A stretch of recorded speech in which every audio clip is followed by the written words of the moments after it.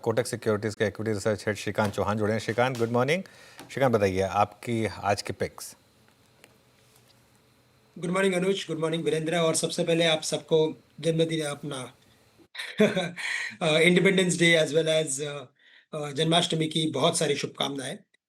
Market की अगर बात करें तो देखिए, मार्केट में जैसे कि रेंज बाउंड एक्टिविटी बनी है, तो ऐसे केस में क्या होता है कि हमें और शॉर्टर टाइम फ्रेम में जाना पड़ता है टू अंडरस्टैंड दी पैटर्न की पैटर्न क्या बन रहे हैं।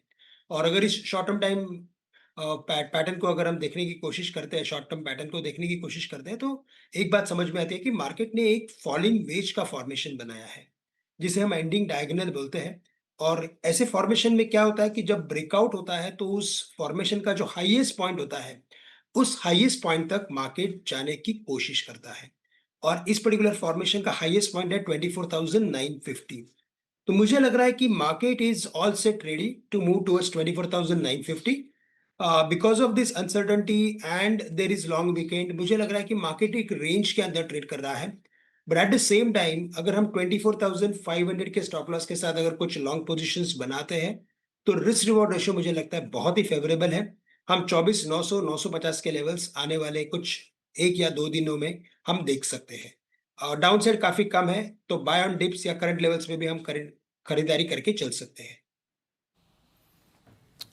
अच्छा, बैंक निफ्टी पर जो कि 55,000 की ट्रेजेक्टरी को होल्ड कर रहा है, आपका व्यू क्या है श्रीकांत यहाँ पे? मतलब इस प्राइस पे अगर थोड़ा सा काउंटर रिस्क लेना हो तो क्या पिक करना चाहिए प्राइवेट में, पीएसयूज में? नहीं, बिल्कुल, इनफैक्ट बैंक निफ्टी भी खरीद के चलना चाहिए वीरेंद्र।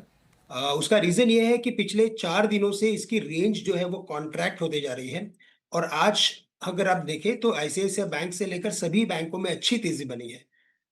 मुझे लगता है कि इसमें देखिए, तीन स्टॉक मुझे बहुत ही अच्छे लग रहे हैं। एक सबसे पहले जो अच्छा लग रहा है वो है आईसीआईसीआई बैंक, क्योंकि उसमें भी क्लैरिटी आ गई है कि वो एग्जैक्टली आगे जाके क्या करने वाला है। करंट लेवल से 1428 1430 में इसे खरीदा जा सकता है।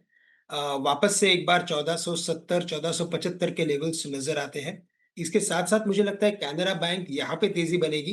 110 के आसपास ट्रेड कर रहा है, एक फ्लैट रेक्टेंगल फॉर्मेशन बना रहा है।